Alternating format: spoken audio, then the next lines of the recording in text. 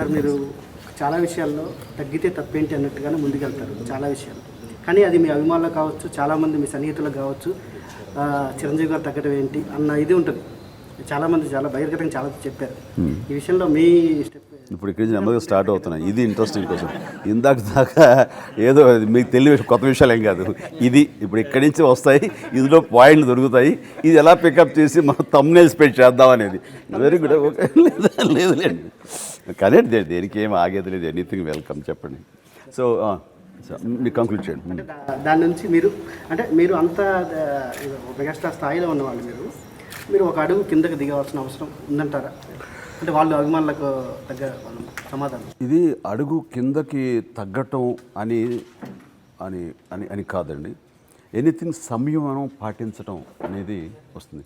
Long రన్లో మన maturity ఏంటి అంటే సంయమనం పాటిస్తే నిజాలు నిలకడ మీద తెలుస్తాయని మన సామెత తెలుస్తుంది.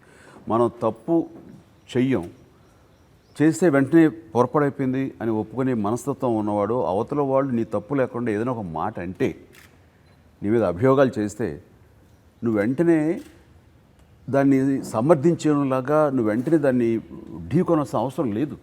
నిజం నిలకడ మీద తెలుస్తుంది అనే దాన్ని పూర్తి స్థాయిలో నమ్మేవాడిని.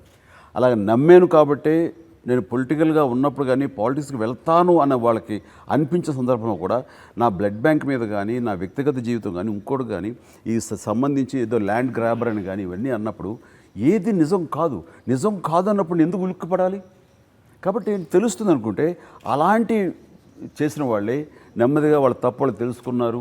అది కోర్టుల ద్వారానా, వాళ్ళ అంతరాత్మల ద్వారానా వాళ్ళు తెలుసుకుని మళ్ళీ సరెండరే నాతో కలిసారు, నాకు ఫ్రెండ్షిప్తో ఉన్నారు. ఒకప్పుడు నువ్వు అన్నావు కదా, నీతో ఎందుకు మాట్లాడాలి అనే అలాంటి నేచర్ నాకు లేదు.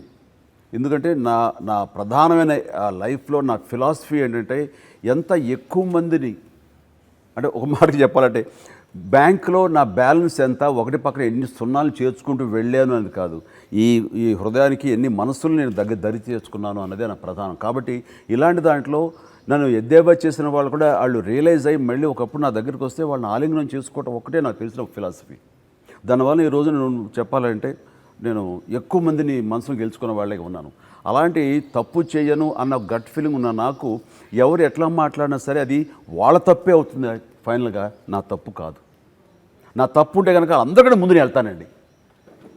ఉదాహరణకి ఇది మాట చెప్పడం కాదు, మీకు గుర్తుంటే కనుక గతంలో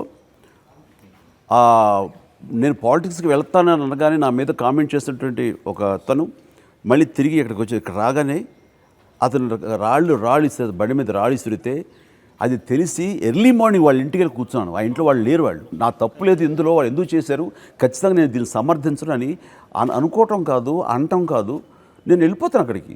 నాకేంటి అవసరం? డైరెక్ట్గా నేను కాదు కదండి, ఎవరో స్పందించారు, ఎవరో రియాక్ట్ అయ్యారు, ఉంటారు, అలా వెళ్ళిపోయాను నేను. అండ్ అలాంటి నా తప్పు ఉంటే కనుక అది నా తప్పున వాళ్ళు, నా ఫ్యాన్స్ వాళ్ళు చేశారని తెలిస్తే మాత్రం వెళ్ళిపోయి అంటాను. లేదు అలాంటి